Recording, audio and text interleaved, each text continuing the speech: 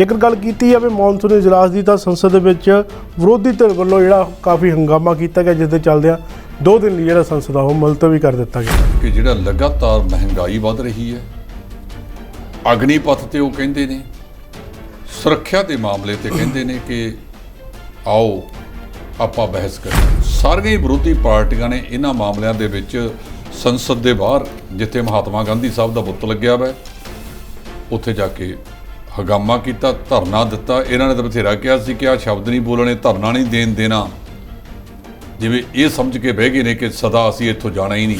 ਉਹ ਗਰੀਬ ਜਿਹੜਾ 2 ਡੰਗ ਦੀ ਰੋਟੀ ਲਈ ਪੈਸੇ ਕਮਾਉਂਦਾ ਹੈ ਤੇ ਕਿਲੋ 2 ਕਿਲੋ ਆਟਾ ਲੈ ਕੇ 2 ਡੰਗ ਚਲਾਉਂਦਾ ਹੈ, ਉਹਦੇ ਤੇ ਤਾਂ GST ਲੱਗੇਗਾ। ਤੇ ਜਿਨ੍ਹਾਂ ਦੀਆਂ ਵੱਡੀਆਂ ਫੈਕਟਰੀਆਂ ਨੇ, ਬਿਸਕੁਟਾਂ ਦੀਆਂ ਨੇ, ਮੈਦੇ ਦੀਆਂ ਚੀਜ਼ਾਂ ਦੀਆਂ ਨੇ, ਜਿਨ੍ਹਾਂ ਨੇ ਕੁਆਂਟਲ ਨਹੀਂ 100 ਕੁਆਂਟਲ ਖਰੀਦਣਾ, ਉਹ GST ਤੋਂ ਬਾਹਰ ਕੱਢਦੇ। ਮਾਈਨਿੰਗ ਮਾਫੀਆ ਦੇ ਹੌਸਲੇ ਬੁਲੰਦ ਦਿਖਾਈ ਦੇ ਰਹੇ ਨੇ ਕਿਉਂਕਿ DSP ਦੇ ਉੱਤੇ ਟਿੱਪਰ ਚਾੜ ਦਿੱਤਾ ਹੈ। ਇਹ ਰੌਲਾ ਸਭ ਤੋਂ ਵੱਧ ਮਾਈਨਿੰਗ ਦਾ ਪੰਜਾਬ 'ਚ ਤੇ ਧਮਕ ਜਾ ਕੇ ਪੈ ਗਈ। ਗੁਰੂ ਗ੍ਰੰਥ ਖੇਤੀਬਾੜੀ MSP ਤਾਂ ਉਸ ਨੂੰ ਲੈ ਕੇ ਅੱਜ ਇੱਕ ਕਮੇਟੀ ਦਾ ਗਠਨ ਕੀਤਾ ਗਿਆ, ਜਿਸ ਦਾ ਲਗਾਤਾਰ ਜਿਹੜਾ ਵਿਰੋਧ ਕੀਤਾ ਜਾ ਰਿਹਾ, ਜਿਸ ਤੋਂ ਬਾਅਦ ਖੇਤੀਬਾੜੀ ਮੰਤਰੀ ਨਰਿੰਦਰ ਤੋਮਰ ਦਾ ਬਿਆਨ ਵੀ ਸਾਹਮਣੇ ਆਇਆ। ਨਰਿੰਦਰ ਤੋਮਰ ਨੇ ਅੱਜ ਤੱਕ ਕੋਈ ਚੱਜ ਦਾ ਬਿਆਨ ਕਦੇ ਦਿੱਤਾ ਹੈ?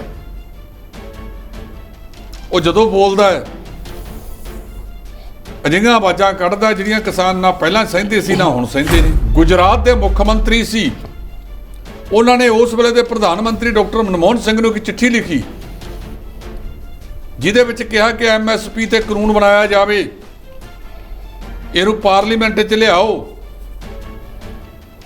ਤੇ ਅੱਜ ਮੇਰੇ ਖਿਆਲ ਉਹ ਚਿੱਠੀ ਭੁੱਲ ਹੀ ਗਏ ਹੋਣਗੇ ਵੀ ਕਦੇ ਲਿਖੀ ਸੀ ਉਹਨਾਂ ਨੇ। ਜੇਕਰ ਗੱਲ ਕੀਤੀ ਜਾਵੇ ਕੱਚੇ ਮੁਲਾਜ਼ਮਾਂ ਦੀ ਤਾਂ ਕੱਚੇ ਮੁਲਾਜ਼ਮਾਂ ਨੂੰ ਪੱਕੇ ਕਰਨ ਦੀ ਪ੍ਰਕਿਰਿਆ ਜਿਹੜੀ ਆ ਉਹ ਠੰਡੇ ਵਾਸਤੇ ਪਈ ਦਿਖਾਈ ਦੇ ਰਹੀ ਹੈ, ਜਿਸ ਤੋਂ ਬਾਅਦ ਡਾਟਾ ਇਕੱਠਾ ਕਰਨ ਵਾਲੇ ਅਧਿਕਾਰੀਆਂ ਜਿਹੜੀ ਆ ਉਹ ਝਾੜ ਝੰਬ ਕੀਤੀ ਗਈ। ਪੰਜਾਬ ਸਰਕਾਰ ਨੇ ਇੱਕ ਸਬ ਕਮੇਟੀ ਬਣਾਈ ਹੈ, ਉਹ ਸਬ ਕਮੇਟੀ ਨੂੰ ਚੇਅਰ ਕਰਦੇ ਨੇ ਸਾਡੇ ਵਿੱਤ ਮੰਤਰੀ ਹਰਪਾਲ ਸਿੰਘ ਚੀਮਾ ਸਾਹਿਬ। ਅੱਜ ਜਦੋਂ ਮੀਟਿੰਗ ਕੀਤੀ ਵੱਖ-ਵੱਖ ਵਿਭਾਗਾਂ ਦੇ ਅਧਿਕਾਰੀ ਮਿਲਾਏ, ਜਿਨ੍ਹਾਂ ਦੇ ਨਾਲ ਇਹ ਸੰਬੰਧਿਤ ਹੈ 36000 ਕੱਚਾ ਮੁਲਾਜ਼ਮ। ਉਹ ਕਹਿੰਦੇ ਉਵੇਂ ਜਿਵੇਂ ਪਹਿਲਾਂ ਆਤਾਂ ਪਈਆਂ ਵੀਆਂ ਨੇ ਕੱਛ 'ਚ ਪਹਿਲਾਂ ਮਾਰੀਆਂ ਤੇ ਜਾ ਪਹੁੰਚੀ। ਜੇਕਰ ਗੱਲ ਕੀਤੀ ਹੈ ਦਲੇਰ ਮਹਿੰਦੀ ਤਾਂ ਦਲੇਰ ਮਹਿੰਦੀ ਨੂੰ ਜੇਲ੍ਹ ਦੇ ਵਿੱਚ ਮਿਲਣਾ ਹੰਸਰਾਜ ਹੰਸ ਪਹੁੰਚੇ। ਹੰਸਰਾਜ ਹੰਸ ਬਹੁਤ ਨਜ਼ਦੀਕੀ ਰਿਸ਼ਤੇਦਾਰ ਨੇ, ਦੋਨੋਂ ਕੁੜਮ ਨੇ ਆਪਸ ਵਿੱਚ ਦੀ। ਜੇ ਵਿਕਰਮ ਸਿੰਘ ਮਜੀਠੀਏ ਨੂੰ ਸਰਦਾਰ ਸੁਖਬੀਰ ਸਿੰਘ ਬਾਦਲ, ਉਹਨਾਂ ਦੀ ਧਰਮ ਪਤਨੀ ਹਰਸਿਮਰਤ ਕੌਰ ਤੇ ਮਜੀਠੀਆ ਸਾਹਿਬ ਦੀ ਧਰਮ ਪਤਨੀ ਗਰੀਬ ਕੌਰ ਮਿਲ ਸਕਦੇ ਆ, ਇਹ ਕਾਨੂੰਨਨ ਕੰਮ ਹੈ। ਇਹਦੇ ਮੁਤਾਬਕ ਕੋਈ ਵੀ ਵਿਅਕਤੀ ਕਿਸੇ ਨੂੰ ਮਿਲ ਸਕਦਾ ਹੈ। ਜੇਕਰ ਵਿਧਾਇਕ ਸਿਮਰਨਜੀਤ ਬੈਂਸ ਦੀ ਗੱਲ ਕੀਤੀ ਜਾਵੇ ਤਾਂ ਉਹਨਾਂ ਨੂੰ ਬਰਨਾਲਾ ਜੇਲ੍ਹ ਦੇ ਵਿੱਚ ਰੱਖਿਆ ਜਾਊਗਾ ਟਲਸਾ। ਔਰ ਲੁਧਿਆਣੇ ਦੇ ਵਿੱਚ ਬਹੁਤ ਸਾਰੇ ਇਹੋ ਜਿਹੇ ਵਿਅਕਤੀ ਵੀ ਨੇ ਜਿਨ੍ਹਾਂ ਨਾਲ ਬੈਂਸ ਸਾਹਿਬ ਦਾ ਟਕਰਾਅ ਵੀ ਹੈਗਾ, ਕਈ ਅਪਰਾਧਿਕ ਵਰਤੀ ਵਾਲੇ ਲੋਕ ਵੀ ਨੇ। ਮੇਰੇ ਖਿਆਲ ਸੁਰੱਖਿਆ ਦੇ ਮੱਦੇਨਜ਼ਰ ਉਹਨਾਂ ਨੂੰ ਬਰਨਾਲੇ ਤਬਦੀਲ ਕੀਤਾ ਗਿਆ। ਜੇਕਰ ਗੱਲ ਕੀਤੀ ਬਾਰਿਸ਼ ਦੀ ਤਾਂ ਕਈ ਦਿਨ ਪਹਿਲਾਂ ਭਾਰੀ ਬਾਰਿਸ਼ ਹੋਈ ਹੈ, ਜਿਸ ਦੇ ਕਾਰਨ ਕਿਸਾਨਾਂ ਦੀ ਕਈ ਏਕੜ ਫਸਲ ਜਿਹੜੀ ਤਬਾਹ ਹੋ ਗਈ ਹੈ, ਜਿਸ ਨੂੰ ਲੈ ਕੇ ਖੇਤੀਬਾੜੀ ਮੰਤਰੀ ਕੁਲਦੀਪ ਧਾਲੀਵਾਲ ਦਾ ਬਿਆਨ ਸਾਹਮਣੇ ਆਇਆ। ਉਹਨਾਂ ਦਾ ਕਹਿਣਾ ਹੈ ਕਿ ਗਿਰਦਾਵਰੀ ਕਰਾ ਕੇ ਕਿਸਾਨਾਂ ਨੂੰ ਵਿੱਤੀ ਸਹਾਇਤਾ ਦਿੱਤੀ ਜਾਵੇ। ਗਿਰਦਾਵਰੀ ਤਾਂ ਜਦੋਂ ਕਰਾਉਂਗੇ ਬਾਅਦ ਦੀ ਗੱਲ ਹੈ ਜੀ। ਪਹਿਲੀ ਗੱਲ ਤਾਂ ਇਹ ਹੈ ਕਿ ਸਰਕਾਰ ਦੇ ਕਿਸੇ ਵਜ਼ੀਰ ਨੂੰ, ਮੁੱਖ ਮੰਤਰੀ ਨੂੰ ਉਹਨਾਂ ਇਲਾਕਿਆਂ ਦੇ ਵਿੱਚ ਜਾ ਕੇ ਦੇਖਣਾ ਚਾਹੀਦਾ। ਜਿਵੇਂ 41,000 ਏਕੜ ਸਾਡੇ ਕੋਲੇ ਅੰਕੜਾ ਆਇਆ ਕਿ ਇਕੱਲੇ ਲੰਬੀ ਹਲਕੇ ਦੇ ਵਿੱਚ ਤੇ 335 ਮਕਾਨ ਪ੍ਰਭਾਵਿਤ ਹੋਏ ਨੇ। ਮੁਕਤਸਰ ਦੇ ਵਿੱਚ ਵੀ 58 ਕਾਫੀ ਜਿਹੜੀ ਜ਼ਮੀਨ ਹੈ, ਫਸਲ ਹੈ ਜਿਹੜੀ ਉਹ ਪ੍ਰਭਾਵਿਤ ਹੋਈ ਹੈ। ਇਹਨਾਂ ਦੋਨਾਂ ਜ਼ਿਲ੍ਹਿਆਂ ਦੇ ਵਿੱਚ ਇਹਨੇ ਕਾਫੀ ਤਬਾਹੀ ਮਚਾਈ ਹੈ। ਜੇਕਰ ਗੱਲ ਕੀਤੀ ਹੈ ਪੰਜਾਬ ਵਿੱਚ ਸਰਕਾਰੀ ਸਕੂਲਾਂ ਦੀ ਤਾਂ ਪੰਜਾਬ ਦੇ ਸਰਕਾਰੀ ਸਕੂਲਾਂ ਦੇ ਵਿੱਚ 2 ਲੱਖ ਤੋਂ ਵੱਧ ਜਿਹੜਾ ਬੱਚਿਆਂ ਦਾ ਦਾਖਲਾ ਘਟਿਆ ਜੀ। ਇਸ ਵਾਰ ਸਰਕਾਰੀ ਸਕੂਲਾਂ ਦੇ ਵਿੱਚ 28,36,000 ਬੱਚੇ ਨੇ ਦਾਖਲਾ ਲਿਆ, ਜਦੋਂ ਕਿ ਪਿਛਲੇ ਸਾਲ 30,60,000 ਦੇ ਲਗਭਗ ਸੀ। ਤੇ ਰੌਲਾ ਇਹ ਪਾ ਰਿਹਾ ਕਿ ਕੇਜਰੀਵਾਲ ਸਾਹਿਬ ਨੂੰ ਵੀਜ਼ਾ ਨਹੀਂ ਦਿੱਤਾ ਜਾ ਰਿਹਾ ਹੈ। ਉਹ ਦਿੱਲੀ ਮਾਡਲ ਸਿੰਗਾਪੁਰ ਸਮਝਾਉਣ ਚੱਲੇ ਸੀ। ਇਹਨਾਂ ਦੇ ਰਾਜ ਸਭਾ ਦੇ ਮੈਂਬਰਾਂ ਨੇ ਵੀ ਇਸੇ ਤਰ੍ਹਾਂ ਦੀ ਗੱਲ ਉਠਾਈ ਹੈ।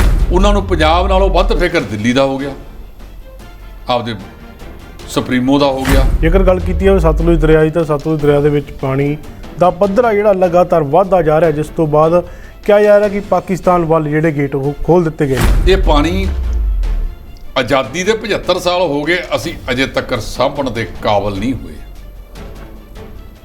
ਸ਼ਾਹਪੁਰ ਕੰਡੀ ਤੋਂ ਹੀ ਪਾਣੀ ਜਾ ਰਿਹਾ ਹੈ।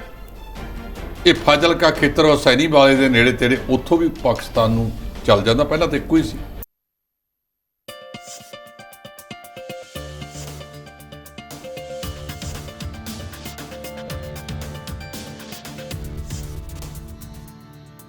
D5 ਚੈਨਲ ਪੰਜਾਬੀ ਦੇਖ ਰਹੇ ਸਾਰੇ ਦਰਸ਼ਕਾਂ ਦਾ ਸਵਾਗਤ ਹੈ। ਮੈਂ ਸੁਖਵੀਰ ਸਿੰਘ ਇੱਕ ਮੇਰੀ ਸੁਣੋ ਪ੍ਰੋਗਰਾਮ ਲੈ ਕੇ ਹਾਜ਼ਰ ਹਾਂ, ਜਿਸ ਦੇ ਵਿੱਚ ਅਸੀਂ ਵੱਖੋ ਵੱਖਰੇ ਮੁੱਦਿਆਂ ਤੇ ਚਰਚਾ ਕਰਦੇ ਤੇ ਚਰਚਾ ਕਰਨੀ ਸਾਡੇ ਨਾਲ ਨੇ D5 ਦੇ ਸੀਨੀਅਰ ਐਡੀਟਰ ਜਸਪਾਲ ਸਿੰਘ ਢਿੱਲੋਈਆ। ਉਹਨਾਂ ਦਾ ਸਵਾਗਤ ਕਰੀਏ। ਸਤਿ ਸ਼੍ਰੀ ਅਕਾਲ ਜੀ। ਸਤਿ ਸ਼੍ਰੀ ਅਕਾਲ ਜੀ ਭੰਗੂ ਸਾਹਿਬ। ਜੇਕਰ ਗੱਲ ਕੀਤੀ ਜਾਵੇ ਮੌਨਸੂਨ ਇਜਲਾਸ ਦੀ, ਤਾਂ ਸੰਸਦ ਦੇ ਵਿੱਚ ਵਿਰੋਧੀ ਧਿਰ ਵੱਲੋਂ ਜਿਹੜਾ ਕਾਫੀ ਹੰਗਾਮਾ ਕੀਤਾ ਗਿਆ, ਜਿਸ ਦੇ ਚੱਲਦਿਆਂ 2 ਦਿਨ ਲਈ ਜਿਹੜਾ ਸੰਸਦ ਆ ਉਹ ਮੁਲਤਵੀ ਕਰ ਦਿੱਤਾ ਗਿਆ ਜੀ। ਕੱਲ ਤੱਕ ਲਈ ਮੁਲਤਵੀ ਕੀਤਾ ਭੰਗੂ ਸਾਹਿਬ ਇਹ ਇਸ ਕਰਕੇ ਕਿ ਜਿਹੜਾ ਲਗਾਤਾਰ ਮਹਿੰਗਾਈ ਵੱਧ ਰਹੀ ਹੈ, ਅਗਨੀਪਥ ਤੇ ਉਹ ਕਹਿੰਦੇ ਨੇ, ਸੁਰੱਖਿਆ ਦੇ ਮਾਮਲੇ ਤੇ ਕਹਿੰਦੇ ਨੇ ਕਿ ਆਓ ਆਪਾਂ ਬਹਿਸ ਕਰੀਏ ਜੀ। ਤੇ ਸਰਕਾਰ ਟਾਲ ਮਟੋਲ ਕਰ ਰਹੀ ਹੈ। ਇੱਥੋਂ ਤੱਕ ਕਿ ਉਹਨਾਂ ਦਾ ਇੱਕ ਮੰਤਰੀ ਹੈ ਜੈ ਸ਼ੰਕਰ, ਉਹਨੂੰ ਅੱਜ ਬੋਲਣ ਨਹੀਂ ਦਿੱਤਾ। ਪਹਿਲਾਂ ਸਵੇਰੇ ਸ਼ੁਰੂ ਹੋਈ, ਇਹਨਾਂ ਨੇ ਜਦੇ ਹੰਗਾਮਾ ਕਰਤਾ, ਮੁਲਤਵੀ ਕਰਤੀ ਦੁਪਹਿਰੇ 2 ਵਜੇ ਤੱਕ। ਤਾਂ ਸਾਰੀਆਂ ਹੀ ਵਿਰੋਧੀ ਪਾਰਟੀਆਂ ਨੇ ਇਹਨਾਂ ਮਾਮਲਿਆਂ ਦੇ ਵਿੱਚ ਸੰਸਦ ਦੇ ਬਾਹਰ, ਜਿੱਥੇ ਮਹਾਤਮਾ ਗਾਂਧੀ ਸਾਹਿਬ ਦਾ ਬੁੱਤ ਲੱਗਿਆ ਵਾ, ਉੱਥੇ ਜਾ ਕੇ ਹੰਗਾਮਾ ਕੀਤਾ, ਧਰਨਾ ਦਿੱਤਾ। ਇਹਨਾਂ ਨੇ ਤਾਂ ਬਥੇਰਾ ਕਿਹਾ ਸੀ ਕਿ ਆਹ ਸ਼ਬਦ ਨਹੀਂ ਬੋਲਣੇ, ਧਰਨਾ ਨਹੀਂ ਦੇਣਾ, ਜਿਵੇਂ ਇਹ ਸਮਝ ਕੇ ਬਹਿ ਗਏ ਨੇ ਕਿ ਸਦਾ ਅਸੀਂ ਇੱਥੋਂ ਜਾਣਾ ਹੀ ਨਹੀਂ। ਇਹਨਾਂ ਨੂੰ ਸਮਝਣਾ ਚਾਹੀਦਾ ਕਿ ਬਥੇਰੇ ਆਏ, ਬਥੇਰੇ ਤੁਰ ਗਏ ਤੇ ਬਥੇਰੇ ਹੋਰ ਆਉਣਗੇ। ਇਸ ਵੇਲੇ ਜਿਹੜੀ ਸਭ ਤੋਂ ਅਜੀਬ ਸਥਿਤੀ ਹੈ, ਉਹ ਕਹਿੰਦੇ ਵੀ ਮਹਿੰਗਾਈ ਤੇ ਗੱਲ ਕਰੋ। 8 ਸਾਲਾਂ ਦੇ ਵਿੱਚ ਸਿਲੰਡਰ 2.5 ਗੁਣਾ 450 ਤੋਂ 1100 ਦੇ ਪਾਰ ਕਰ ਗਿਆ। ਦਿਓ ਜਵਾਬ ਇਹਦਾ। ਇਹਨਾਂ ਕੋਲ ਕੋਈ ਜਵਾਬ ਨਹੀਂ। ਦੂਜਾ, ਉਹ ਕਹਿੰਦੇ ਕਰੋ ਅਗਨੀਪਥ ਤੇ ਗੱਲ, ਦੱਸੋ ਤੁਸੀਂ ਕਾਹਦੇ ਵਾਸਤੇ ਲੈ ਕੇ ਆਏ ਹੋ। ਤੀਜਾ, ਅਮਨ ਕਾਨੂੰਨ। ਦੇਸ਼ ਦੇ ਵਿੱਚ ਆ ਤਾਜ਼ਾ ਸਥਿਤੀ ਜਿਹੜੀ ਹਰਿਆਣੇ ਵਾਲੀ ਘਟਨਾ ਵਾਪਰੀ ਹੈ, ਇਹ ਵੀ ਤਾਂ ਅਮਨ ਕਾਨੂੰਨ ਨਾਲ ਸੰਬੰਧਿਤ ਹੈ। ਚੌਥਾ, ਉਹ ਕਹਿੰਦੇ ਵੀ ਸਾਡੇ ਨਾਲ ਕੱਲੇ ਮਾਮਲੇ ਦੇ ਉੱਤੇ ਗੱਲ ਕਰੋ। ਜਿਹੜੇ GST ਦੇ ਵਿੱਚ ਡਾਕਟਰ ਮਨਮੋਹਨ ਸਿੰਘ ਨੇ GST ਲਿਆਂਦਾ, ਇਹਨਾਂ ਨੇ ਵੱਡੇ ਪੱਧਰ ਤੇ ਵਿਰੋਧਤਾ ਕੀਤੀ ਸੀ, ਔਰ ਜਦੋਂ ਆਪ ਆ ਗਏ ਉਹਨੂੰ ਲੈ ਆਂਦਾ। 18 ਤਰੀਕ ਤੋਂ ਲਾਗੂ ਹੋਣਾ ਸੀ ਕਿ ਆਟਾ, ਮੈਦਾ, ਘਿਓ, ਮੱਖਣ, ਪਨੀਰ ਵਗੈਰਾ ਤੇ ਵੀ GST ਲਾਤਾ, 5% ਠੋਕਤਾ ਕਿ ਆਮ ਵਿਅਕਤੀ ਰੋਟੀ ਨਾ ਖਾ ਸਕੇ। ਉਹਦੀ ਰੋਟੀ ਵੀ ਮਹਿੰਗੀ ਕਰਤੀ। ਅੱਜ ਇੱਕ ਨਵਾਂ ਫਰਮਾਨ ਜਾਰੀ ਕਰਤਾ ਕਿ ਜਿਹੜਾ ਇਹ ਅਨਾਜ ਹੈ, ਉਹ ਆਟਾ ਹੈ, ਮੈਦਾ ਹੈ, ਚੌਲ ਹੈ, ਜੋ ਵੀ ਹੈ, ਜਿਹੜਾ ਪੈਕਟ 25 ਕਿਲੋ ਤੋਂ ਉੱਪਰ ਹੋਵੇਗਾ ਉਹ GST ਤੋਂ ਮੁਕਤ ਹੋਵੇਗਾ। ਭਾਵ ਇੱਥੇ ਵੀ ਦਰਾਇਤ। ਉਹ ਗਰੀਬ ਜਿਹੜਾ 2 ਡੰਗ ਦੀ ਰੋਟੀ ਲਈ ਪੈਸੇ ਕਮਾਉਂਦਾ ਹੈ ਤੇ ਕਿਲੋ 2 ਕਿਲੋ ਆਟਾ ਲੈ ਕੇ 2 ਡੰਗ ਚਲਾਉਂਦਾ ਹੈ, ਉਹਦੇ ਤੇ ਤਾਂ GST ਲੱਗੇਗਾ। ਤੇ ਜਿਨ੍ਹਾਂ ਦੀਆਂ ਵੱਡੀਆਂ ਫੈਕਟਰੀਆਂ ਨੇ, ਬਿਸਕੁਟਾਂ ਦੀਆਂ ਨੇ, ਮੈਦੇ ਦੀਆਂ ਚੀਜ਼ਾਂ ਦੀਆਂ ਨੇ, ਜਿਨ੍ਹਾਂ ਨੇ ਕੁਆਂਟਲ ਨਹੀਂ 100 ਕੁਆਂਟਲ ਖਰੀਦਣਾ, ਉਹ GST ਤੋਂ ਬਾਹਰ ਕੱਢਦੇ ਨੇ। ਇਹ ਕਿਹੜੀ ਸਰਕਾਰ ਜਿਹਨੇ ਪੈਰ ਦੇ ਉੱਤੇ ਗਰੀਬੀ ਰੇਖਾ ਤੋਂ ਹੇਠਾਂ ਰਹਿ ਰਹੇ ਲੋਕਾਂ ਦਾ ਝੁੰਮਰ ਕੱਢਿਆ ਪਿਆ ਹੈ। ਇਹ ਚੀਜ਼ਾਂ ਨੂੰ ਲੈ ਕੇ ਦੁਪਹਿਰੇ 2 ਵਜੇ ਤੋਂ ਬਾਅਦ ਜਦੋਂ ਦੁਬਾਰਾ ਜੁੜਨ ਦਾ ਯਤਨ ਕੀਤਾ ਲੋਕ ਸਭਾ ਨੇ, ਇਹਨਾਂ ਨੇ ਫਿਰ ਹੰਗਾਮਾ ਖੜਾ ਕਰ ਦਿੱਤਾ, ਔਰ ਇਹ ਲੋਕ ਸਭਾ ਹੁਣ ਕੱਲ੍ਹ ਤੱਕ ਲਈ ਮੁਲਤਵੀ ਕਰ ਦਿੱਤੀ ਗਈ ਸੀ। ਸਾਡੇ ਜਿਹੜੇ ਸਪੀਕਰ ਨੇ ਓਮ ਬਿਰਲਾ ਸਾਹਿਬ, ਔਰ ਪਤਾ ਲੱਗੇਗਾ ਕਿ ਕੱਲ੍ਹ ਜਦੋਂ ਇਹ ਜੁੜਦੀ ਹੈ, ਇਹ ਬਹਿਸ ਕਰਦੇ ਵੀ ਹੈ ਕਿ ਨਹੀਂ ਕਰਦੇ। ਇਹਦੇ ਵਿੱਚ ਮਲਕ ਅਰਜਨ ਖੜਗੇ ਸਾਹਿਬ ਨੇ ਤਾਂ ਸਰਬ ਪਾਰਟੀ ਮੀਟਿੰਗ 'ਚ ਗੱਲ ਉਠਾਤੀ ਸੀ ਕਿ 14 ਬੈਠਕਾਂ ਨੇ, 32 ਬਿੱਲ ਲਈ ਫਿਰਦੇ ਹੋ। ਜੇ ਇੱਕ ਬਿੱਲ ਤੇ ਇੱਕ ਦਿਨ ਵੀ ਬਹਿਸ ਹੋਵੇ ਪੂਰਾ ਦਿਨ, ਤਾਂ ਵੀ 32 ਦਿਨ ਚਾਹੀਦੇ ਨੇ, ਤੇ ਦਿਨ 14 ਨੇ। ਇਹ ਕਿਵੇਂ ਪੂਰਾ ਹੋਵੇਗਾ, ਇਹਦੇ ਬਾਰੇ ਲੋਕ ਸਭਾ ਦੇ ਸਪੀਕਰ ਨੂੰ ਦੱਸਣਾ ਚਾਹੀਦਾ ਜੀ। ਜੇਕਰ ਗੱਲ ਕੀਤੀ ਮਾਈਨਿੰਗ ਦੀ ਤਾਂ ਮਾਈਨਿੰਗ ਮਾਫੀਆ ਦੇ ਹੌਸਲੇ ਬੁਲੰਦ ਦਿਖਾਈ ਦੇ ਰਹੇ ਨੇ, ਕਿਉਂਕਿ ਡੀਐਸਪੀ ਦੇ ਉੱਤੇ ਟਿੱਪਰ ਚਾੜ ਦਿੱਤਾ ਹੈ ਜੀ। ਇਹ ਟਿੱਪਰ ਨਹੀਂ, ਡੰਪਰ ਹੈ ਜੀ। ਡੀਐਸਪੀ ਦਾ ਨਾਮ ਹੈ ਸੁਰਿੰਦਰ ਸਿੰਘ ਬਿਸ਼ਨੋਈ। ਇਹ ਗੁਰੂਗ੍ਰਾਮ ਦੀ ਪੁਲਿਸ ਨੂੰ ਗੁਪਤ ਸੂਚਨਾ ਮਿਲੀ ਸੀ ਕਿ ਉੱਥੇ ਜਿਹੜਾ ਨਜਾਇਜ਼ ਮਾਈਨਿੰਗ ਦਾ ਮਾਮਲਾ ਹੋ ਰਿਹਾ, ਰੌਲਾ ਪੰਜਾਬ 'ਚ ਪੈਂਦਾ ਸੀ। ਪੁਰਾਣੀ ਇੱਕ ਕਹਾਵਤ ਹੈ ਕਿ ਨੱਚਾਂ ਮੈਂ ਲੁਧਿਆਣੇ, ਮੇਰੀ ਧਮਕ ਜਲੰਧਰ ਪੈਂਦੀ। ਇਹ ਰੌਲਾ ਸਭ ਤੋਂ ਵੱਧ ਮਾਈਨਿੰਗ ਦਾ ਪੰਜਾਬ 'ਚ, ਤੇ ਧਮਕ ਜਾ ਕੇ ਪੈ ਗਈ ਗੁਰੂਗ੍ਰਾਮ 'ਚ। ਕਹਿੰਦੇ ਆ ਕਿ ਇਹ ਜਿਹੜੇ ਡੀਐਸਪੀ ਸੀ ਸੁਰਿੰਦਰ ਸਿੰਘ ਬਿਸ਼ਨੋਈ, ਇਹਨਾਂ ਦੀ ਸੇਵਾ ਮੁਕਤੀ ਵੀ ਨੇੜੇ ਹੀ ਸੀ। ਇਹਨਾਂ ਨੂੰ ਸੂਚਨਾ ਮਿਲੀ, ਇਹ ਟੀਮ ਨੂੰ ਨਾਲ ਲੈ ਕੇ ਮੌਕਾ ਸਥਾਨ ਤੇ ਪਹੁੰਚੇ। ਉਹਨਾਂ ਲੋਕਾਂ ਨੇ ਭਜਾ ਕੇ ਡੰਪਰ ਜਿਹੜਾ ਹੈਗਾ ਉਹ ਡੀਐਸਪੀ ਦੇ ਉੱਤੇ ਚਾੜਤਾ, ਔਰ ਇਸ ਡੀਐਸਪੀ ਦੀ ਮੌਕੇ ਤੇ ਹੀ ਮੌਤ ਹੋ ਗਈ। ਦੀਵਾਲੀ ਪਿੱਛੋਂ ਤੰਬਾ ਫੂਕਣਾ, ਜੇ ਪਤਾ ਸੀ ਵੀ ਉੱਥੇ ਨਜਾਇਜ਼ ਆ, ਤੇ ਇਹ ਲੋਕ ਕੋਈ ਆਮ ਲੋਕ ਨਹੀਂ ਹੈਗੇ, ਇਹਨਾਂ ਦੀ ਪਹੁੰਚ ਵੱਡੇ ਵੱਡਿਆਂ ਤੱਕ ਹੈ। ਮੇਰਾ ਖਿਆਲ ਡੀਐਸਪੀ ਸਾਹਿਬ ਨੂੰ ਹੋਰ ਫੋਰਸ ਨਾਲ ਲਿਜਾ ਕੇ ਜਾਣਾ ਚਾਹੀਦਾ ਸੀ। ਥੋੜੇ ਵਿਅਕਤੀਆਂ ਨੂੰ ਆਪਣਾ ਨੁਕਸਾਨ ਕਰਾ ਬੈਠੇ। ਦੁੱਖ ਹੈ ਕਿ ਕੋਈ ਅਧਿਕਾਰੀ ਆਪਣਾ ਜਾਨ ਉਸ ਵੇਲੇ ਖਤਰੇ 'ਚ ਡਾਲ ਕੇ ਉੱਥੇ ਜਾਂਦਾ, ਖਤਰੇ 'ਚ ਪਾ ਕੇ, ਤੇ ਮਾੜਾ ਹੋਇਆ। ਉਹਨਾਂ ਦੇ ਪਰਿਵਾਰ ਤੇ ਸਾਰਿਆਂ ਦੇ ਨਾਲ ਸਾਨੂੰ ਦਿਲੋਂ ਹਮਦਰਦੀ ਹੈ। ਨਾਲ ਹਰਿਆਣੇ ਦੀ ਪੁਲਿਸ ਨੂੰ, ਇਹ ਜਿਹੜਾ ਵੀ ਉਹਦੇ ਪਿੱਛੇ ਕੋਈ ਵੀ ਹੈ, ਮੰਤਰੀ ਹੈ, ਸੰਤਰੀ ਹੈ, ਕੋਈ ਹੋਰ ਹੈ, ਉਹਨਾਂ ਸਾਰਿਆਂ ਦੇ ਵਿਰੁੱਧ ਵੱਡੀ ਪੱਧਰ ਤੇ ਫਿਰ ਕਾਰਵਾਈ ਕਾਨੂੰਨ ਮੁਤਾਬਕ ਕਰਨੀ ਚਾਹੀਦੀ ਹੈ ਜੀ। ਜੇਕਰ ਗੱਲ ਕੀਤੀ ਜਾਵੇ ਖੇਤੀਬਾੜੀ ਐਮਐਸਪੀ, ਤਾਂ ਉਸ ਨੂੰ ਲੈ ਕੇ ਅੱਜ ਇੱਕ ਕਮੇਟੀ ਦਾ ਗਠਨ ਕੀਤਾ ਗਿਆ, ਜਿਸ ਦਾ ਲਗਾਤਾਰ ਜਿਹੜਾ ਵਿਰੋਧ ਕੀਤਾ ਜਾ ਰਿਹਾ, ਜਿਸ ਤੋਂ ਬਾਅਦ ਖੇਤੀਬਾੜੀ ਮੰਤਰੀ ਨਰਿੰਦਰ ਤੋਮਰ ਦਾ ਬਿਆਨ ਵੀ ਸਾਹਮਣੇ ਆਇਆ ਜੀ। ਨਰਿੰਦਰ ਤੋਮਰ ਨੇ ਅੱਜ ਤੱਕ ਕੋਈ ਚੱਜ ਦਾ ਬਿਆਨ ਕਦੇ ਦਿੱਤਾ ਹੈ? ਉਹ ਜਦੋਂ ਬੋਲਦਾ ਹੈ ਅਜਿਹੀਆਂ ਆਵਾਜ਼ਾਂ ਕੱਢਦਾ ਜਿਹੜੀਆਂ ਕਿਸਾਨ ਨਾ ਪਹਿਲਾਂ ਸਹਿੰਦੇ ਸੀ, ਨਾ ਹੁਣ ਸਹਿੰਦੇ ਨੇ। ਇਹੋ ਤਾਂ ਕਾਰਨ ਹੈ ਕਿ ਉਹਦੇ ਆਪਣੇ ਇਲਾਕੇ ਮੱਧ ਪ੍ਰਦੇਸ਼ ਦੇ ਵਿੱਚ ਵੀ ਕਿਸਾਨਾਂ ਨੇ ਉਹਦੀਆਂ ਗੱਡੀਆਂ ਰੋਕੀਆਂ, ਉਹਦਾ ਵਿਰੋਧ ਹੋਇਆ। ਜਿਹੜੀ ਇਹ ਕਮੇਟੀ ਇਹਨਾਂ ਨੇ ਬਣਾਈ ਹੈ, ਇਹ 12 ਜੁਲਾਈ ਨੂੰ ਬਣਾਈ ਸੀ, ਜੱਗ ਜ਼ਾਹਰ ਕੱਲ੍ਹ ਹੋਈ ਹੈ। ਇਹਦੇ ਵਿੱਚ ਉਹੀ ਲੋਕ ਪਾਤੇ ਜਿਨ੍ਹਾਂ ਨੇ ਖੇਤੀ ਕਾਨੂੰਨ ਬਣਾਏ ਸਨ। ਸਾਡੇ ਪੰਜਾਬ 'ਚੋਂ ਇੱਕ ਭੁਪਿੰਦਰ ਸਿੰਘ ਮਾਨ ਹੋਰਾਂ ਨੂੰ ਪਾਇਆ ਗਿਆ ਸੀ, ਉਹ 2 ਦਿਨਾਂ ਬਾਅਦ ਹੀ ਛੱਡ ਗਏ। ਇਸ ਕਰਕੇ ਜਿਹੜਾ ਨਰਿੰਦਰ ਤੋਮਰ ਕਹਿੰਦਾ ਕਿ ਉੱਥੇ ਆ ਕੇ ਆਓ, ਵੱਧ ਗਿਣਤੀ ਬੰਦੇ ਆਪਣੇ ਪੱਖ ਦੇ ਪਾਲੇ, ਕੁਝ ਆਰਐਸਐਸ ਦੇ ਨੇ, ਕੁਝ ਇਹਨਾਂ ਦੀਆਂ ਪੱਖਾਂ ਦੀਆਂ ਕਿਸਾਨ ਯੂਨੀਅਨਾਂ ਦੇ ਨੇ, ਕੁਝ ਉਹ ਲੋਕ ਨੇ ਜਿਨ੍ਹਾਂ ਨੇ ਇਹ ਖੇਤੀ ਕਾਨੂੰਨਾਂ ਦੀ ਹੁਣ ਤੱਕ ਪ੍ਰੋੜਤਾ ਕੀਤੀ ਕਿ ਜੇ ਤੋਂ ਬਹੁਤ ਅੱਛੇ ਹੈ।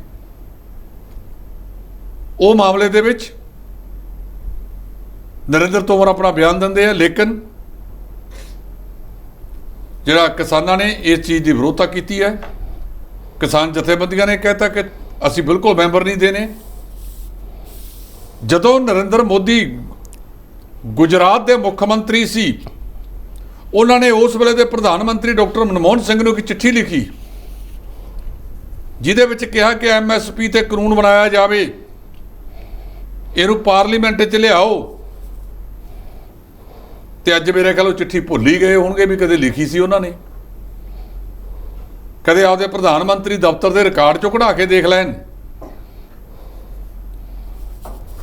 ਜਦੋਂ ਸੱਤਾ 'ਚੋਂ ਬਾਹਰ ਨੇ ਹੋਰ ਗੱਲ ਕਰਦੇ ਆ, ਜਦੋਂ ਸੱਤਾ 'ਚ ਆਉਂਦੇ ਆ ਤੇ ਇਹਨਾਂ ਦਾ ਰਾਗ ਵੱਖਰਾ ਹੋ ਜਾਂਦਾ ਹੈ। ਇਸ ਕਰਕੇ ਇਸ ਮਾਮਲੇ ਦੇ ਵਿੱਚ ਸਾਨੂੰ ਵੱਡੀ ਗਿਣਤੀ ਦੇ ਵਿੱਚ ਵਿਚਾਰ ਵਟਾਂਦਰਾ ਕਰਨ ਦੀ ਜ਼ਰੂਰਤ ਹੈ ਜੀ। ਜੇਕਰ ਗੱਲ ਕੀਤੀ ਜਾਵੇ ਕੱਚੇ ਮੁਲਾਜ਼ਮਾਂ ਦੀ, ਤਾਂ ਕੱਚੇ ਮੁਲਾਜ਼ਮਾਂ ਨੂੰ ਪੱਕੇ ਕਰਨ ਦੀ ਪ੍ਰਕਿਰਿਆ ਜਿਹੜੀ ਆ ਉਹ ਠੰਡੇ ਵਾਸਤੇ ਪਈ ਦਿਖਾਈ ਦੇ ਰਹੀ ਹੈ, ਜਿਸ ਤੋਂ ਬਾਅਦ ਡਾਟਾ ਇਕੱਠਾ ਕਰਨ ਵਾਲੇ ਅਧਿਕਾਰੀਆਂ ਜਿਹੜੀ ਆ ਉਹ ਝਾੜ ਝੰਬ ਕੀਤੀ ਗਈ ਹੈ। ਇਹ ਕੁਝ ਦਿਨ ਪਹਿਲਾਂ ਦੀ ਗੱਲ ਹੈ। ਪੰਜਾਬ ਸਰਕਾਰ ਨੇ ਇੱਕ ਸਬ ਕਮੇਟੀ ਬਣਾਈ ਹੈ। ਉਹ ਸਬ ਕਮੇਟੀ ਨੂੰ ਚੇਅਰ ਕਰਦੇ ਨੇ ਸਾਡੇ ਵਿੱਤ ਮੰਤਰੀ ਹਰਪਾਲ ਸਿੰਘ ਚੀਮਾ ਸਾਹਿਬ। ਚੀਮਾ ਸਾਹਿਬ ਨੇ ਕਿਹਾ ਅੱਜ ਜਦੋਂ ਮੀਟਿੰਗ ਕੀਤੀ ਵੱਖ-ਵੱਖ ਵਿਭਾਗਾਂ ਦੇ ਅਧਿਕਾਰੀ ਮਿਲਾਏ ਜਿਨ੍ਹਾਂ ਦੇ ਨਾਲ ਇਹ ਸੰਬੰਧਿਤ ਹੈ 36000 ਕੱਚਾ ਮੁਲਾਜ਼ਮ। ਉਹ ਕਹਿੰਦੇ ਉਵੇਂ ਜਿਵੇਂ ਪਹਿਲਾਂ ਆਤਾਂ ਪਈਆਂ ਵੀਆਂ ਨੇ ਕੱਛ 'ਚ ਪਹਿਲਾਂ ਮਾਰੀਆਂ ਤੇ ਜਾ ਪਹੁੰਚੇ। ਰਿਕਾਰਡ ਮੰਗਿਆ, ਡਾਟਾ ਮੰਗਿਆ ਕਿ ਜਿਹੜੇ ਕੱਚੇ ਮੁਲਾਜ਼ਮ ਨੇ ਉਹਨਾਂ ਦਾ ਡਾਟਾ ਸਾਨੂੰ ਜ਼ਰੂਰ ਦਿੱਤਾ ਜਾਵੇ। ਤੇ ਉਸੇ ਤਰ੍ਹਾਂ ਜਿਵੇਂ ਚਮਕੀਲੇ ਦਾ ਇੱਕ ਗੀਤ ਹੈ ਕਿ ਆ ਗਿਆ ਤੂੰ ਤਾਂ ਮੂੰਹ ਲਮਕਾ ਕੇ ਬੂਥਾ ਫਿਰੇ ਸਜਾਈ ਵੇ ਇੱਕ ਵਾਰੀ ਜੀਜਾ, ਇਹ ਉਹ ਪੁਰਾਣੇ ਰਵਾਇਤਾਂ ਮੁਤਾਬਕ ਮੂੰਹ ਲਮਕਾ ਕੇ ਤੁਰ ਪਏ।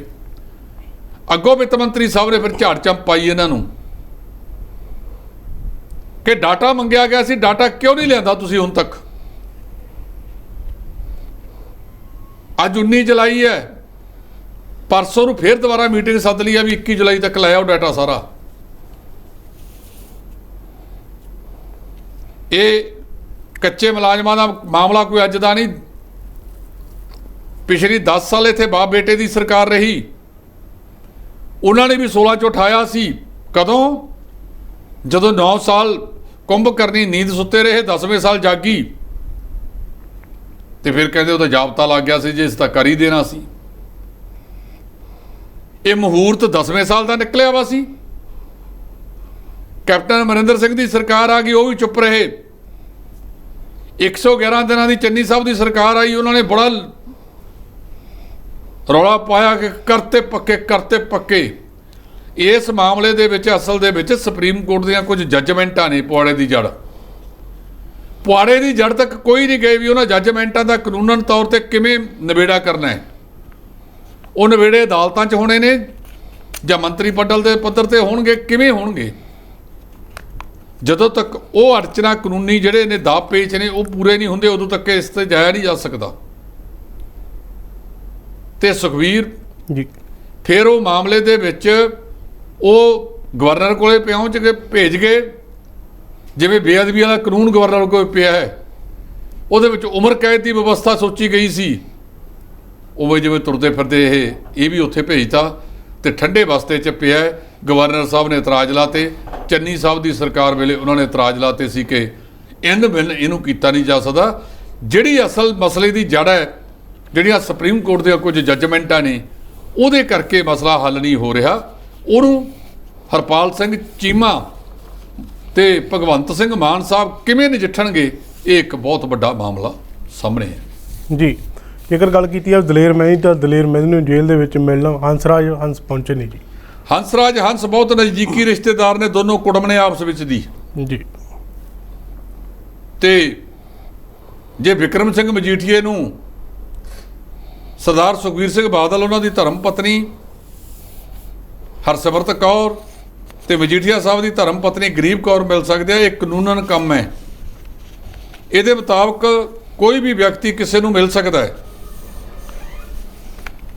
ਤੇ ਕਾਨੂੰਨ ਮੁਤਾਬਕ ਹੀ ਹੰਸਰਾਜ ਹੰਸ ਸਾਹਿਬ ਰਾਜ ਗਾਇਕ ਨੇ ਔਰ ਰਾਜ ਸਭਾ ਦੇ ਮੈਂਬਰ ਨੇ ਦਿੱਲੀ ਤੋਂ, ਨਹੀਂ ਲੋਕ ਸਭਾ ਦੇ ਮੈਂਬਰ ਨੇ। ਉਹ ਮਿਲਣਾ ਹੈ, ਉਹਨਾਂ ਦਾ ਹੱਕ ਹੈ। ਦੋਵੇਂ ਨਜ਼ਦੀਕੀ ਪਰਿਵਾਰਕ ਮੈਂਬਰ ਨੇ ਤੇ ਹੰਸਰਾਜ ਹੰਸ ਸਾਹਿਬ ਉਹਨਾਂ ਨੂੰ ਮਿਲ ਕੇ ਗਏ ਨੇ। ਇਹ ਆਪਣੇ ਆਪ ਦੇ ਵਿੱਚ ਕਿਉਂਕਿ ਮਿਲਣਾ ਕੋਈ ਮਾੜੀ ਗੱਲ ਨਹੀਂ। ਦੂਜੇ ਪਾਸੇ ਦਲੇਰ ਮਹਿੰਦੀ ਸਾਹਿਬ ਨੇ ਆਪਣੇ ਵਕੀਲ ਦੇ ਰਾਹੀਂ ਹਾਈ ਕੋਰਟ ਦੇ ਵਿੱਚ ਚੰਡੀਗੜ੍ਹ ਇਹਨੂੰ ਚੁਣੌਤੀ ਵੀ ਦੇ ਦਿੱਤੀ ਹੈ। ਉਮੀਦ ਹੈ ਕਿ ਜਿਵੇਂ ਅੱਜ ਕੱਲ੍ਹ ਜ਼ਮਾਨਤਾਂ ਦੇ ਮਾਮਲੇ ਦੇ ਵਿੱਚ ਮਾਨਯੋਗ ਸੁਪਰੀਮ ਕੋਰਟ ਦਾ ਰੁਖ ਹੈ, ਅਗਲੇ ਕੁਝ ਦਿਨਾਂ ਦੇ ਵਿੱਚ ਇਹਨਾਂ ਦੀ ਜ਼ਮਾਨਤ ਵੀ ਹੋ ਸਕਦੀ ਹੈ ਦਲੇਰ ਮਹਿੰਦੀ ਸਾਹਿਬ ਦੀ। ਤੇ ਕੇਸ ਤਾਂ ਜੇ ਚੱਲੀ ਜਾਣਾ, ਪਤਾ ਨਹੀਂ, ਜੇ ਤਾਂ ਮਾਨਯੋਗ ਹਾਈ ਕੋਰਟ ਨੇ ਬਰੀ ਕਰਤੇ ਵੱਖਰੀ ਗੱਲ ਹੈ, ਨਹੀਂ ਸੁਪਰੀਮ ਕੋਰਟ ਤੱਕ ਵੀ ਜਾਣਾ ਪੈ ਸਕਦਾ ਜੀ। ਜੇਕਰ ਵਿਧਾਇਕ ਸਿਮਰਨਜੀਤ ਬੈਂਸ ਦੀ ਗੱਲ ਕੀਤੀ ਜਾਵੇ ਤਾਂ ਉਹਨਾਂ ਨੂੰ ਬਰਨਾਲਾ ਜੇਲ੍ਹ ਦੇ ਵਿੱਚ ਰੱਖਿਆ ਜਾਊਗਾ ਢਲ ਸਾਹਿਬ। ਹੁਣ ਦੇਖੋ ਉਹਨਾਂ ਨੂੰ ਨਿਆਂਇਕ ਹਿਰਾਸਤ 'ਚ ਭੇਜਤਾ। ਵੈਸੇ ਤਾਂ ਕੇਂਦਰੀ ਜੇਲ੍ਹ ਲੁਧਿਆਣਾ ਹੈਗੀ ਹੈ, ਬਰਨਾਲਾ ਤਾਂ ਸਬ ਜੇਲ੍ਹ ਹੈ। ਲੁਧਿਆਣਾ ਉਹਨਾਂ ਦਾ ਜੱਦੀ ਪੁਸ਼ਤੀ ਘਰ ਹੈ, ਉੱਥੋਂ ਹੀ 2 ਵਾਰ ਜਿੱਤੇ ਨੇ ਦੋਨੇ ਭਰਾ। ਉਹ ਜਦੋਂ ਔਰ ਲੁਧਿਆਣੇ ਦੇ ਵਿੱਚ ਬਹੁਤ ਸਾਰੇ ਇਹੋ ਜਿਹੇ ਵਿਅਕਤੀ ਵੀ ਨੇ ਜਿਨ੍ਹਾਂ ਨਾਲ ਬੈਂਸ ਸਾਹਿਬ ਦਾ ਟਕਰਾਅ ਵੀ ਹੈਗਾ, ਕਈ ਅਪਰਾਧਿਕ ਵਰਤੀ ਵਾਲੇ ਲੋਕ ਵੀ ਨੇ। ਮੇਰੇ ਖਿਆਲ ਸੁਰੱਖਿਆ ਦੇ ਮੱਦੇਨਜ਼ਰ ਉਹਨਾਂ ਨੂੰ ਬਰਨਾਲੇ ਤਬਦੀਲ ਕੀਤਾ ਗਿਆ ਤੇ ਦੂਜਾ ਉਹਨਾਂ ਦੀਆਂ ਜੇ ਲੁਧਿਆਣੇ ਰਹਿੰਦੇ ਤਾਂ ਮੁਲਾਕਾਤਾਂ ਬਹੁਤ ਵੱਧ ਜਾਣੀਆਂ ਸੀ। ਇਹਦੇ ਸੰਬੰਧ ਦੇ ਵਿੱਚ ਉਹਨਾਂ ਦੇ ਭਰਾ ਨੇ ਬਲਵਿੰਦਰ ਸਿੰਘ ਬੈਂਸ, ਜਦੋਂ ਉਹਨਾਂ ਨੂੰ ਇਹ ਸਵਾਲ ਕੀਤਾ ਗਿਆ, ਅੱਜ ਉਹਨਾਂ ਨੇ ਮੀਡੀਆ ਨਾਲ ਗੱਲ ਕੀਤੀ ਹੈ, ਉਹ ਕਹਿੰਦੇ ਮੈਂ ਪੁਲਿਸ ਅਧਿਕਾਰੀਆਂ ਨੂੰ ਪੁੱਛਿਆ ਵੀ ਇਹ ਫੈਸਲਾ ਕਿੱਥੋਂ ਆ ਗਿਆ, ਕਹਿੰਦੇ ਉਹਨਾਂ ਨੇ ਕੋਈ ਜਵਾਬ ਨਹੀਂ ਦਿੱਤਾ। ਪਰ ਸਿਮਰਜੀਤ ਬੈਂਸ ਸਾਹਿਬ ਨੂੰ ਹੁਣ ਅਗਲੇ ਸਮੇਂ ਲਈ ਲੁਧਿਆਣਾ ਦੀ ਸਬ ਜੇਲ੍ਹ ਦੇ ਵਿੱਚ ਭੇਜ ਦਿੱਤਾ ਗਿਆ। ਜਦੋਂ ਤੱਕ ਉਹਨਾਂ ਦੀ ਜ਼ਮਾਨਤ ਨਹੀਂ ਹੁੰਦੀ ਤਾਂ ਬਰਨਾਲੇ ਤੋਂ ਹੀ ਉਹਨਾਂ ਨੂੰ ਅਦਾਲਤੀ ਪੇਸ਼ੀਆਂ ਵਾਸਤੇ ਲਿਜਾਇਆ ਜਾਵੇਗਾ। ਜੀ, ਜੇਕਰ ਗੱਲ ਕੀਤੀ ਜਾਵੇ ਬਾਰਿਸ਼ ਦੀ ਤਾਂ ਕਈ ਦਿਨ ਪਹਿਲਾਂ ਭਾਰੀ ਬਾਰਿਸ਼ ਹੋਈ ਹੈ, ਜਿਸ ਦੇ ਕਾਰਨ ਕਿਸਾਨਾਂ ਦੀ ਕਈ ਏਕੜ ਫਸਲ ਜਿਹੜੀ ਤਬਾਹ ਹੋ ਗਈ, ਜਿਸ ਨੂੰ ਲੈ ਕੇ ਖੇਤੀਬਾੜੀ ਮੰਤਰੀ ਕੁਲਦੀਪ ਧਾਲੀਵਾਲ ਦਾ ਬਿਆਨ ਸਾਹਮਣੇ ਆਇਆ। ਉਹਨਾਂ ਦਾ ਕਹਿਣਾ ਹੈ ਕਿ ਗਿਰਦਾਵਰੀ ਕਰਾ ਕੇ ਕਿਸਾਨਾਂ ਨੂੰ ਵਿੱਤੀ ਸਹਾਇਤਾ ਦਿੱਤੀ ਜਾਵੇਗੀ। ਗਿਰਦਾਵਰੀ ਤਾਂ ਜਦੋਂ ਕਰਾਉਂਗੇ ਬਾਅਦ ਦੀ ਗੱਲ ਹੈ ਜੀ। ਪਹਿਲੀ ਗੱਲ ਤਾਂ ਇਹ ਹੈ ਕਿ ਸਰਕਾਰ ਦੇ ਕਿਸੇ ਵਜ਼ੀਰ ਨੂੰ, ਮੁੱਖ ਮੰਤਰੀ ਨੂੰ ਉਹਨਾਂ ਇਲਾਕਿਆਂ ਦੇ ਵਿੱਚ ਜਾ ਕੇ ਦੇਖਣਾ ਚਾਹੀਦਾ ਸੀ। ਆਮ ਤੌਰ ਤੇ ਵਿਰੋਧ ਹੋ ਜਾਂਦੇ ਨੇ ਬਹੁਤ ਵਾਰ, ਮੁੱਖ ਮੰਤਰੀ ਹੋਣ ਜਾਂ ਸੰਬੰਧਿਤ ਮੰਤਰੀ ਹੋਣ, ਇਹ ਹਵਾਈ ਸਰਵੇ ਕਰ ਲੈਂਦੇ ਆ।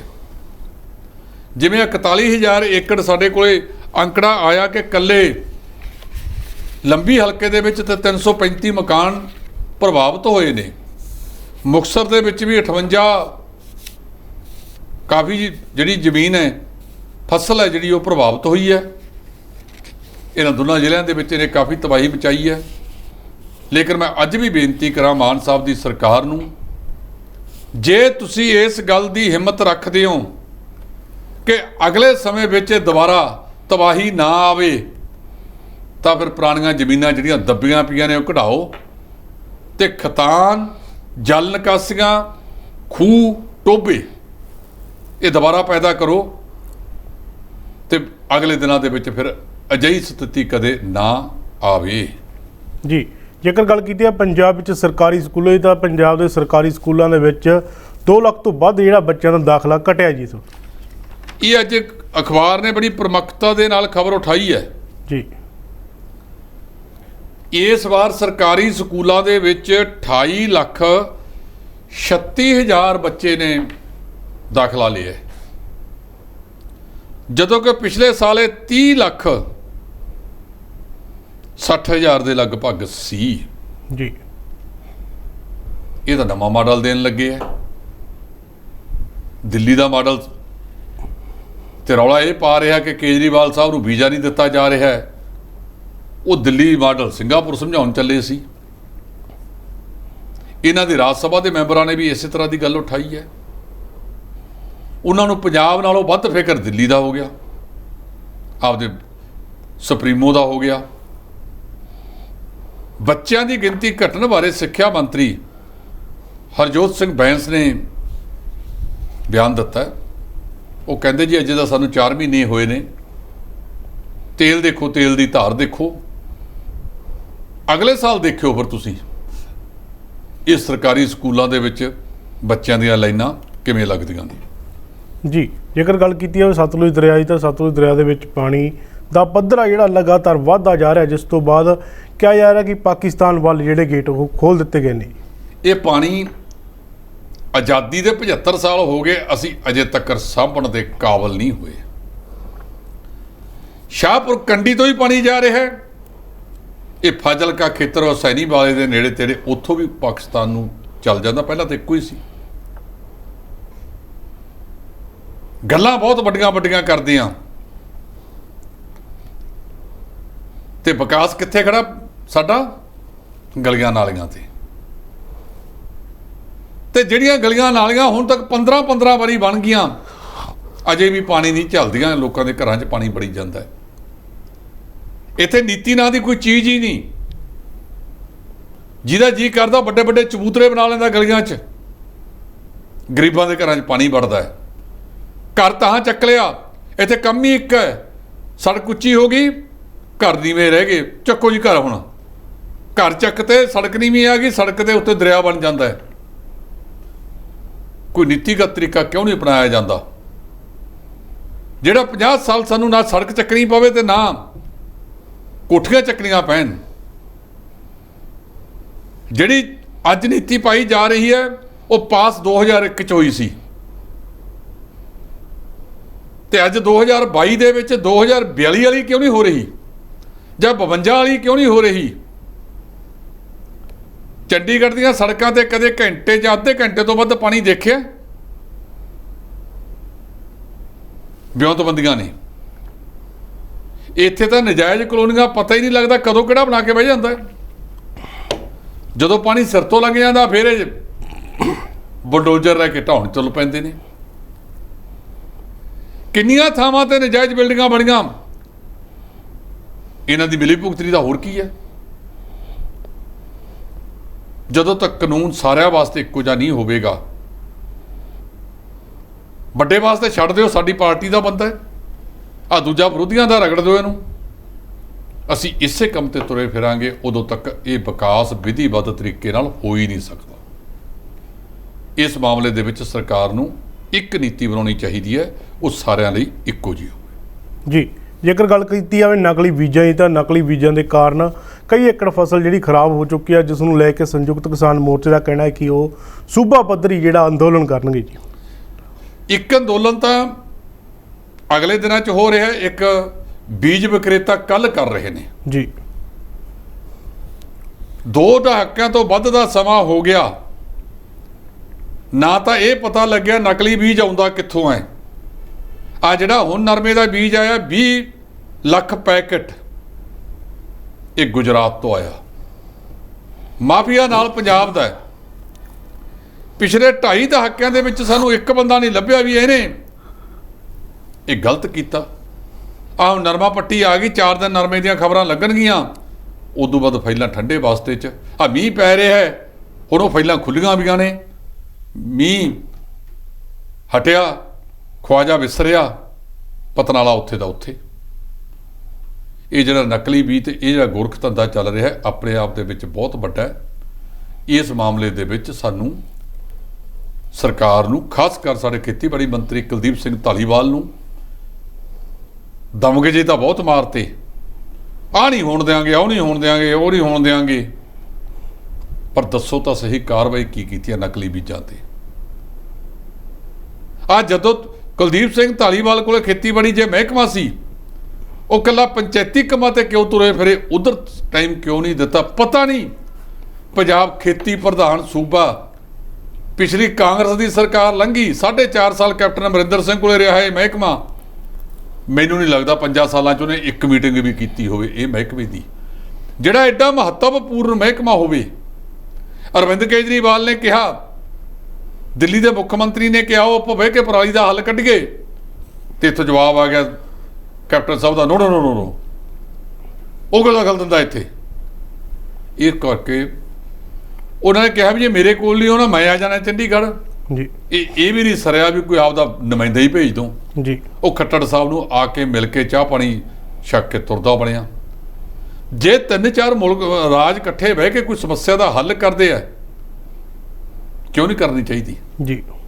ਇਹ ਖੇਤੀਬਾੜੀ ਮਹਿਕਮੇ ਨੂੰ ਸਾਰੀਆਂ ਸਰਕਾਰਾਂ ਬਿਲਕੁਲ ਇਗਨੋਰ ਕਰਕੇ ਰੱਖਦੀਆਂ ਨੇ, ਜਿਹੜੀ ਗਲਤ ਗੱਲ ਹੈ। ਜੀ, ਜੇਕਰ ਗੱਲ ਕੀਤੀ ਜਾਵੇ ਅਕਾਲੀ ਦਲ ਵਿਚਾਰਧਾਰਾ ਦੀ, ਤਾਂ ਅਕਾਲੀ ਦਲ ਵਿਚਾਰਧਾਰਾ ਨੂੰ ਬਚਾਉਣ ਦੇ ਲਈ ਢੀਂਡਸਾ ਸਾਹਿਬ ਦਾ ਕਹਿਣਾ ਹੈ ਕਿ ਤਾਂ ਅਕਾਲੀ ਦਲ ਹੀ ਬਚਾ ਸਕਦਾ, ਇਹਦੀ ਪੈਰਵਾਈ ਅਕਾਲੀ ਦਲ ਹੀ ਕਰ ਸਕਦਾ। ਜੀ, ਉਹਨਾਂ ਨੇ ਬਿਲਕੁਲ ਠੀਕ ਕਿਹਾ ਹੈ ਕਿ ਅਸਲੀ ਅਕਾਲੀ ਜਿਹੜੀ ਵਿਚਾਰਧਾਰਾ ਹੈ, ਅਕਾਲੀ ਵਿਚਾਰਧਾਰਾ ਦੇ ਜੇ ਅਸੀਂ ਡਟਾਂਗੇ ਅਕਾਲੀ ਦਲ ਮਜ਼ਬੂਤ ਹੋਵੇਗਾ। ਜਿਹੜੀ ਸਥਿਤੀ ਅੱਜ ਅਕਾਲੀ ਦਲ ਦੀ ਹੋਈ, ਇਹਨਾਂ ਦੇ ਬਹੁਤ ਸਾਰੇ ਚਾਪਲੂਸ ਆਗੂ ਉਹ ਸੁਣਨ ਨੂੰ ਤਿਆਰ ਹੀ ਨਹੀਂ। ਇਸੇ ਕਰਕੇ ਤਾਂ ਜਿਹੜੇ 2-4 ਨਾਲ ਸੀ ਉਹ ਚੋਂ ਇਆਲੀ ਸਾਹਿਬ ਵੀ ਭੱਜ ਗਏ, ਕਿਉਂਕਿ ਇਆਲੀ ਸਾਹਿਬ ਦੀਆਂ ਗੱਲਾਂ ਦਾ ਇਹਨਾਂ ਕੋਲੇ ਜਵਾਬ ਨਹੀਂ ਹੈਗਾ। ਢੀਂਡਸਾ ਸਾਹਿਬ ਨੇ ਜੋ ਕਿਹਾ ਠੀਕ ਕਿਹਾ। 2 ਸੰਵਿਧਾਨਾਂ ਦੀ ਇਹ ਲੜਾਈ ਲੜ ਰਹੇ ਨੇ। ਸ਼੍ਰੋਮਣੀ ਕਮੇਟੀ ਵੇਲੇ ਕੋਈ ਕਹਿੰਦੇ ਨੇ, ਤੇ ਜਦੋਂ ਵਿਧਾਨ ਸਭਾ ਲੜਨੀ ਆ ਉਦੋਂ ਕੁਝ ਕਹਿੰਦੇ ਨੇ। ਅੱਜ ਇਹ ਮੈਂ ਇਕੱਲਾ ਨਹੀਂ ਕਹਿ ਰਿਹਾ, ਸਾਰੇ ਲੋਕ ਕਹਿ ਰਹੇ ਨੇ ਕਿ ਜੇ ਅਕਾਲੀ ਦਲ ਨੂੰ ਬਚਾਉਣਾ ਹੈ ਤਾਂ ਝੁੰਦਾ ਸਾਹਿਬ ਨੇ ਜਿਹੜੀ ਰਿਪੋਰਟ ਦਿੱਤੀ ਹੈ, ਇਹ ਮੈਂਬਰ ਸ਼ਾਇਦ ਉਹਦੇ ਅਯਾਲੀ ਸਾਹਿਬ ਵੀ ਮੈਂਬਰ ਸੀ, ਉਹਨਾਂ ਨੇ 100 ਤੋਂ ਵੱਧ ਹਲਕੇ ਦੇ ਵਿੱਚ ਜਾ ਕੇ ਲੋਕਾਂ ਦੀ ਰਾਏ ਇਕੱਠੀ ਕੀਤੀ। ਉਹ ਲੋਕ ਰਾਏ ਮੁਤਾਬਕ ਰਿਪੋਰਟ ਦਿੱਤੀ ਸੀ, ਜਿਹਨੂੰ ਇਹਨਾਂ ਨੇ ਠੰਡੇ ਵਾਸਤੇ 'ਚ ਪਾਤਾ। ਉਹ ਕਹਿੰਦੇ ਵੀ ਪ੍ਰਧਾਨ ਮੈਂ ਹੈਗਾ, ਬਾਕੀ ਤੁਸੀਂ ਚੁਣ ਲਿਓ। ਜੀ ਧੰਨਵਾਦ ਜੀ। ਇਹ ਸਨ D5 ਦੇ ਸੀਨੀਅਰ ਐਡੀਟਰ ਜਸਪਾਲ ਸਿੰਘ ਢਿੱਲੋਂ ਜੀ, ਜਿਨ੍ਹਾਂ ਨੇ ਵੱਖੋ ਵੱਖਰੇ ਮੁੱਦਿਆਂ ਤੇ ਚਰਚਾ ਕੀਤੀ ਹੈ। ਹੁਣ ਨਵਾਂ ਪ੍ਰੋਗਰਾਮ ਲੈ ਕੇ ਜਲਦ ਹਾਜ਼ਰ ਹੋਵਾਂਗੇ, ਤਦ ਤੱਕ ਲਈ ਦਿਓ ਇਜਾਜ਼ਤ। ਧੰਨਵਾਦ।